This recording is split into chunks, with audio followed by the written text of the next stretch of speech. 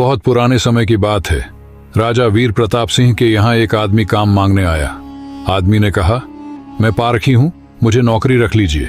राजा वीर प्रताप सिंह ने कहा, नौकरी तो रख लूंगा, पर तनख्वाह 1 रुपया भी नहीं दूंगा, सिर्फ 1 पांव गुड़ और घूंघरे मिलेंगे। पारखी बोला, ठीक है हुजूर। कुछ ही दिन बाद राजा वीर प्रताप सिंह एक घोड़ा खरीद कर लाए। उन्होंने पारखी से पूछा, बताओ इस घोड़े के बारे में क्या कहते हो? पारखी बोला, हुजूर ये घोड़ा है ही नहीं, ये तो गाय है। राजा चौंक गए। उन्होंने घोड़ा बेचने वाले को बुलाया। उसने कहा, साहब बात तो सही है तो घोड़ा ही, लेकिन बचपन में इसकी माँ मर गई थी, इसे गाय का दूध पिलाया गया था, इसलिए इसकी आदतें गाय जैसी हैं।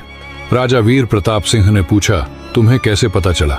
पारखी बोला, हुजूर जब ये चल रहा था तो नीचे मुंह झुकाकर घास खा रहा था, घोड़ा ऊपर गर्दन उठाकर खाता है, आदतों से पहचान गई। राजा खुश हुए और बोले, आज से तुम्हें आधा किलो गुड़ और आधा किलो घूंघरे मिलेंगे।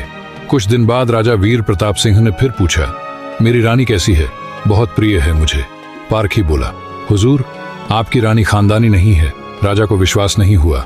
उन्होंने ससुराल में जाकर पूछा। वहां दादी ने बताया, बचपन में इसकी माँ गुजर गई थी, पाला तो मैंने है, पर दूध इसे दाई माँ का पिलाया गया है। राजा वीर प्रताप सिंह ने फिर पारखी से पूछा, तुझे कैसे पता चला? पारखी बोला, हुजूर इसके स्वभाव से खानदानी रानी में शालीनता होती है, ये नौकरों पर चिल्लाती है, गाली देती है, आदतों से पहचान गया कि ये खानदानी नहीं है। अब राजा बोले, चलो मेरे बारे में बताओ। पारखी बोला, जान की माफी दें तो बताऊं? राजा वीर प्रताप सिंह बोले, माफी है, सच बताओ। पारखी बोला, आप राजवंश के नहीं हैं, आप मुझे भड़भूजे लगते हैं, गुड़ और भुंगड़े सेंकने वाले। राजा घबरा गए।